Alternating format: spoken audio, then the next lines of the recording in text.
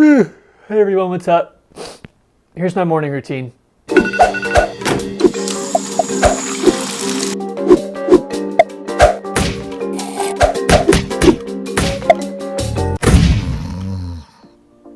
It's pretty accurate. So Peter McKinnon put out a challenge to make a 10 to 15 second video in the style of Edgar Wright, which is similar to what you saw there. There have been plenty of other challenges issued by YouTubers out there, like Matti Haapoja did a solo B-roll challenge. I think Peter McKinnon did another B-roll challenge at another point as well. But I know a lot of you watch my stuff for the wedding filmmaking tutorials, but even if you're doing primarily wedding filmmaking as opposed to YouTube stuff and just general video creator stuff, doing these challenges that these YouTubers and different people online are issuing are going to be really helpful for you. Like, I primarily do wedding filmmaking. I don't do video for a ton of other clients out there. But no matter what type of video work that you do, these types of challenges are really helpful. One, they're super fun.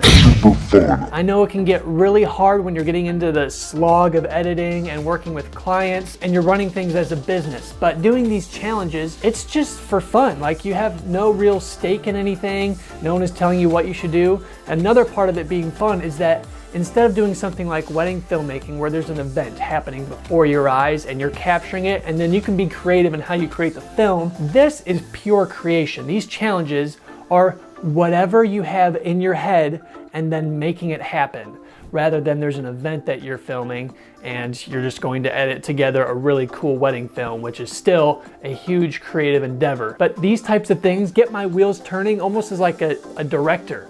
I'm the actor, director, editor, everything's just created by me. And that is a really fun process. It's freeing. You get to do whatever you want. I do my goofy comedy stuff that I think's funny and most others don't, but I'm just over the moon about it. I just have so much fun making this stuff. But another reason is that it's helping me learn how to shoot stuff. I'm getting quicker on my camera. I'm getting quicker on setting things up and different composition and ways that I want to do things. These types of challenges make me stretch the boundaries of what I would typically do so I can learn how to do new things. Like for the thing that you just saw today, I really had to pare down that edit. I had to take some clips out because I knew in my mind I want this to be a really fast edit. A lot of times that can be really hard to do, just leaving too much in your wedding films, you just leave too much in, but this forced me to try to pare it down. So I had to shoot with that in mind, and then I had to edit with that in mind, and I had to think a whole different way. The more you go out and shoot stuff, the better you're gonna get.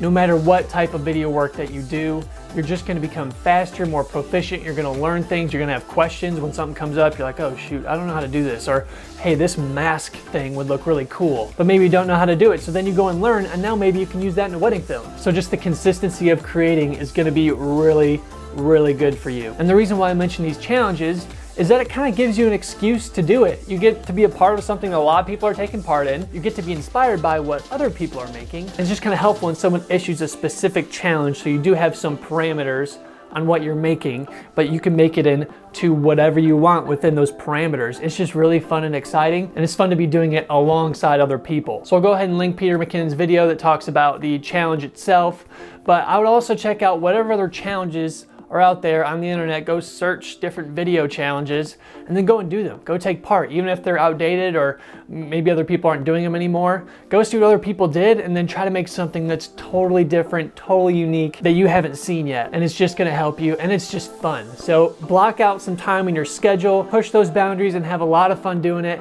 Go ahead and link the videos that you create in the comments below. I think you're supposed to post them on Instagram, so you can post Instagram links, or if you post like an unlisted YouTube video or whatever you want to do, or you can post on YouTube.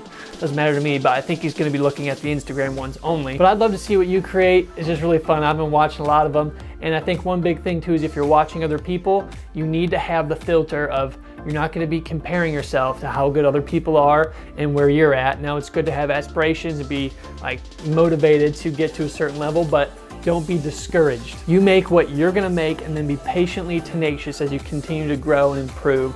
These challenges are going to help you. So that's all I have for today. I didn't really have a script for this one, just something that popped into my mind. I was just like, I'm having so much fun doing these challenges. I think they've actually been really great in helping me grow as a video creator, wedding filmmaker, the whole deal. Thanks so much for watching, everybody. If you like this video, please go ahead and click that subscribe button. I have a lot more videos just like this on the channel related to the art and business of wedding filmmaking and video creation in general. So if you're into that, consider subscribing. Thanks so much for watching, everybody. See you all in the next video.